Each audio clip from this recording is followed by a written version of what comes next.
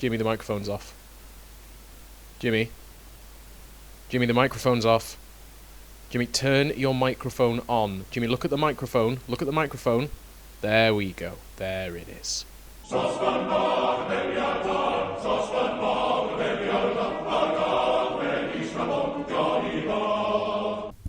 Hello, Jimmy here. Today we're going to be talking about something that a load of people have been asking me about since I did the North American Viking video the other week, and that is runestones. And runestones are absolutely a real thing. Runestones have been found in the thousands all over Scandinavia, all over Europe really, and they are a fantastic resource for learning about the Viking Age, learning about how the runes and runic languages were used, and the evolution of runes. So things like from the elder Futhark to the younger Futhark, and so on. And the other fantastic thing about runestones is all the ones from North America are fake.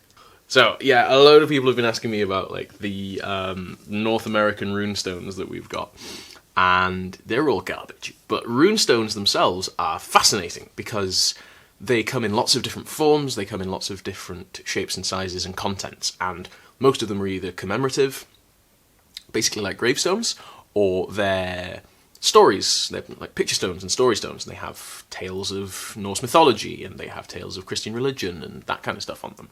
Some of the fine ones from the Isle of Man have both, and you have things like a crucifixion on one side, and then Fafnir on the other side, which is great.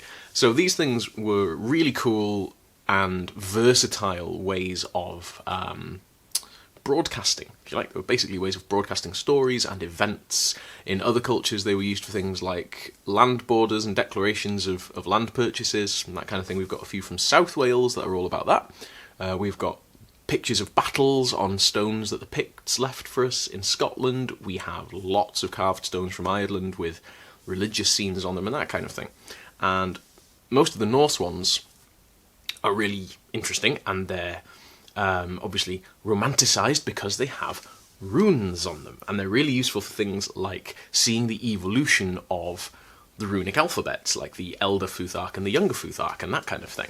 And that is where, as we're going to see, a lot of the North American runestones trip themselves up because they get things wrong. My battery's going to run out. I hate everything. I hate everything, you guys. Let me just level with you for a sec. I hate everything. Had a Zoom meeting, moved my light. Really obvious that I moved my light. Okay, that's like semi-close to how the lighting was, I think. Is it there? It should have been there. I'm such a rube. I'm such a, like, bad novice YouTuber. Right, okay. Does that work? That works. Okay. Focus on me, please. Thank you. Okay.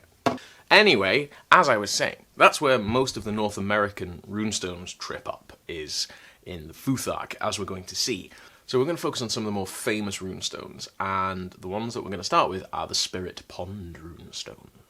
So the Spirit Pond runestones were found in the 1970s in Phippsburg in Maine, and they are small runestones that have a few scratched runes in them, and one of them has a map drawn on it that is basically the east coast of North America with Newfoundland on it, and they're complete garbage. They are a sea of gibberish, according to one of the Harvard professors who studied them, with occasional Old Norse words in them. They also have pentadic runes in them, which are basically runes that are used to represent numbers, and they use a type of pentadic rune system that wasn't actually invented until the 19th century, so they're hot garbage. Moving on. Next up, we have the Oklahoma runestone, starting with the Heavener runestone, and the Heavener runestone was discovered, I think, in the 1920s. This one's main problem is it has a jumble of younger and elder Futhark runes, and that's not really how Futhark worked, and also the name on the inscription, if you read it how it is written, is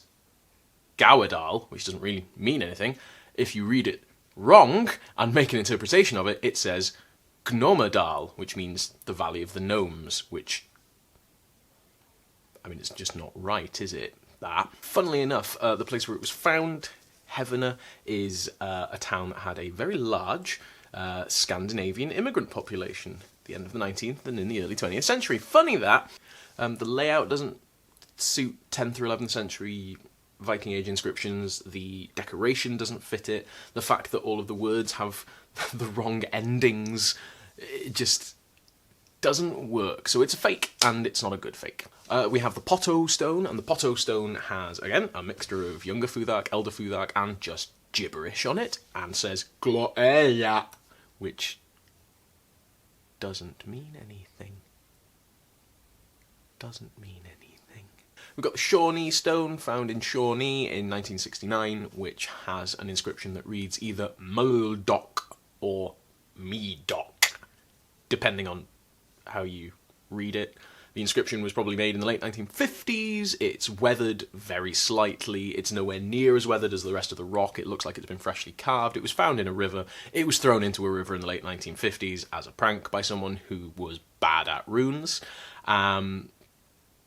Moving on. Oh, also, the other thing to talk about with the Shawnee runestone is it uses the Elder Futhark. And the Elder Futhark fell out of use by the 8th century. So, bearing in mind that Leif Erikson got to North America in the 11th century, these people would have to be using an alphabet that is at least 300 years out of date.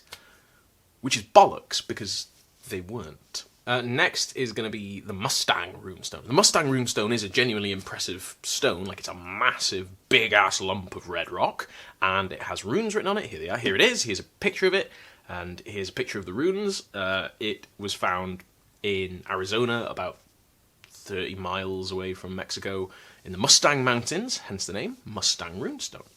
Now, the Mustang Runestone was originally a really exciting find. In 2010, some climbers found it and reported that there was this amazing Viking Age runestone there.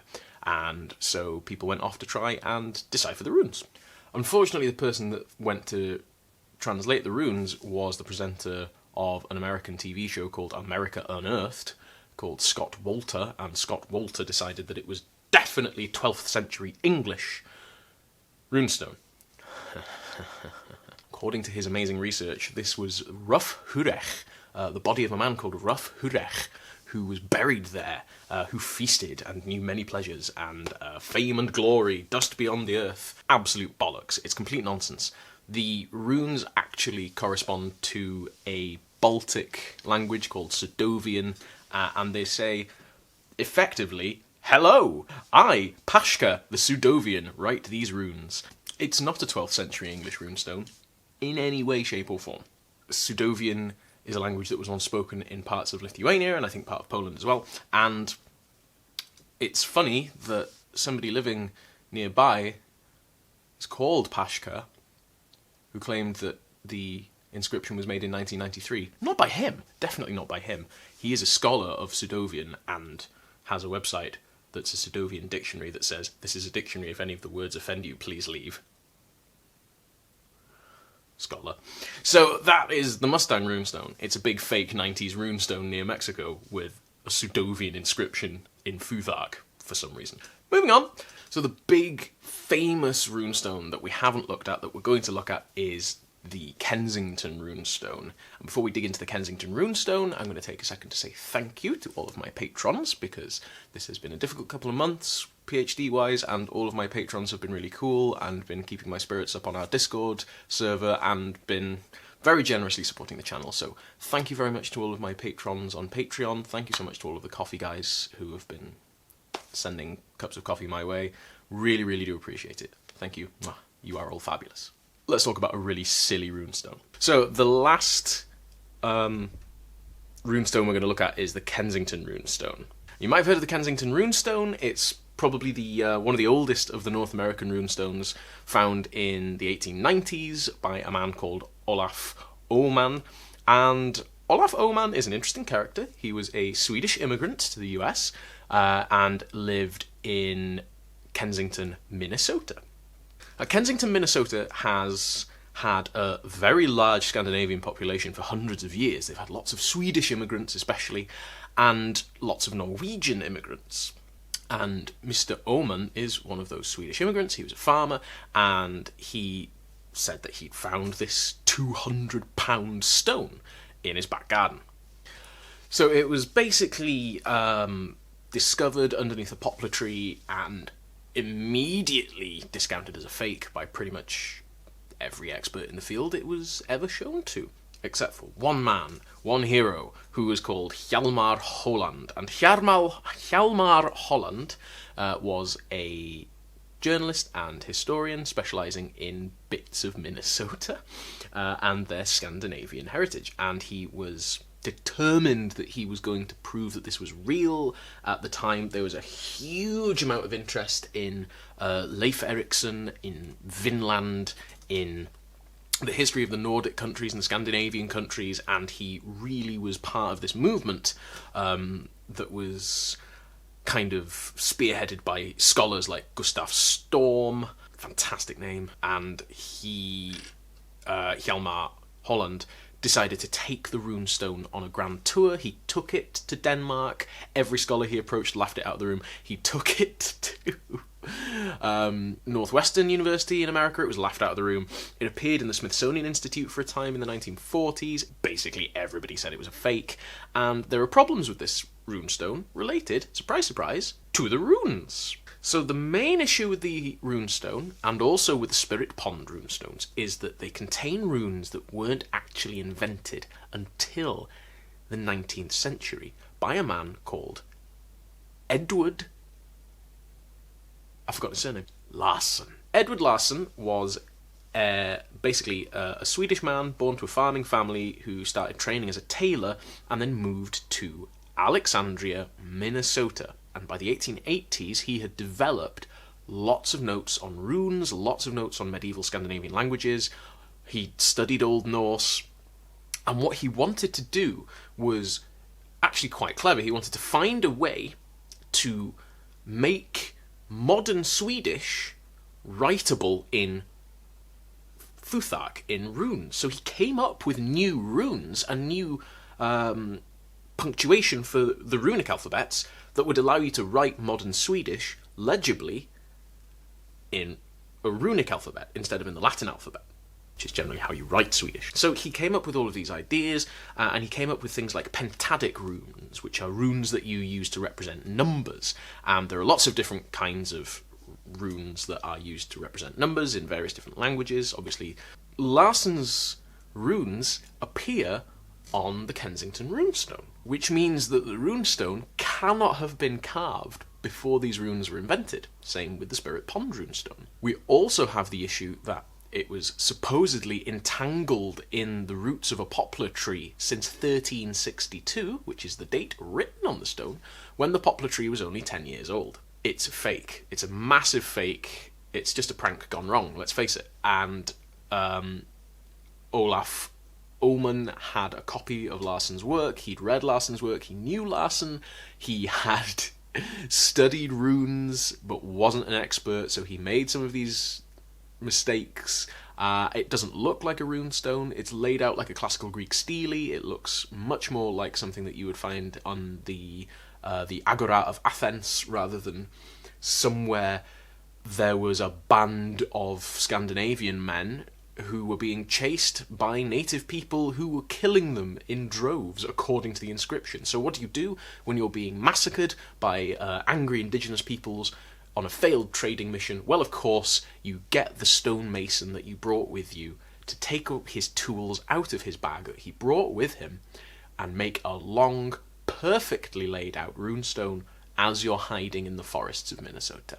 Come on, Olaf. So that's part of the issue with the Kensington Runestone. However, the other big problem with it is everybody talks about it being a Viking runestone. It internally dates itself. So on the actual runestone itself, it says 1362, which would probably have been written in Latin script, but anyway, whatever. And in the 14th century, the whole bleeding thing wouldn't have been in runes, probably, but still. Yeah, so it's not a Viking runestone, is it, guys? Come on. If it says it's from the 14th century, it's 300 and something years after the last Viking raids. They're not Vikings. They're just medieval Europeans. They dress like this. Like, what? So it's not a Viking runestone in any way. Even if it is from the 1360s, which it's not, it's from the 1890s. It's a medieval stone. not a Viking Age stone at all. It's high, late medieval. It's really not a Viking Age stone. I'm sure you guys have got other runestones that have, like, popped up. I know a lot of you guys are from North America. If you've got a local runestone that I haven't mentioned, let me know, because I'm sure there are hundreds of these things out there. I love the idea of people just popping runestones. Like those weird monoliths that appeared the other year. Remember the monoliths? Like the weird slabs that just started appearing in national parks in the US. Remember those? Man, I hope runestones become the next version of those. Do it. Do it. And if it earns you money, give me a cut. So there you go. Those are the runestones I wanted to touch on today. All fake runestones. And if you're going to make a runestone that you want to look like a Viking Age runestone, please start by looking at actual Viking Age runestones and practice it. Like, practice the layout, make it look nice. You know, if you're gonna make a convincing fake Viking runestone, put some interlacing on it, put a dragon on it, put a guy with a moustache and a pointy helmet on it. You know, make it look Viking Age. Use the right iconography, use the right alphabet. You know, the Elder Futhark wasn't used after the 8th century, so actually use the younger Futhark if you're going to make a fake Viking stone, guys. Come on. This is basic stuff. Use the right alphabet is, like, forgery 101. These are fun to look at. I always love it when they appear. People have been sending me lots of DMs with links to runestones, and I'm like, yes, I know that they found a runestone in Minnesota. No, it's not Viking. Yes, I know they call themselves the Minnesota Vikings. No, they shouldn't be called that. They should be called the Minnesota medieval Swedes. The fighting Swedes. Thank you so much for watching. I hope you enjoyed this video. I've enjoyed making it. I always enjoy reading up on the silly stuff and the fake stuff. It's great fun. So diolch yn fawr unwaith eto am ymuno. Thank you so much once again for joining. I will see you in the next video, and until then, hwyl am y tro. Bye for now.